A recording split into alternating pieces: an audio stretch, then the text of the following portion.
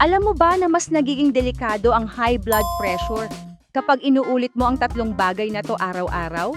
Ito ang mga dapat mong itigil ngayon. Tigilan ang pagkalimot sa gamot o ang pagsusulat lang nito sa papel. Kapag may mga nakaligtaan ka, masihina ang bisa ng gamot o baka magdulot pa ng komplikasyon. Simulan iscan ang gamot gamit ang LP. Isang mabilis lang na scan at ang LP na ang bahala sa logging, reminders at refills mo. Tigilan ang paghula kung ano ang nasa pagkain mo.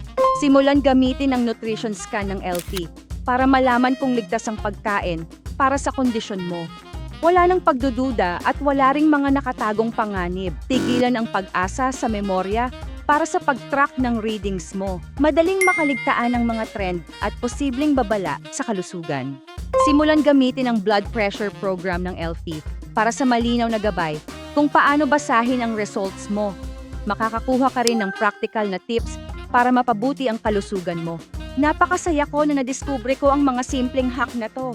Mas kaya ko nang gumawa ng mga tamang desisyon araw-araw. Nire-rekomenda kong i-download mo na ang LP ng libre ngayon.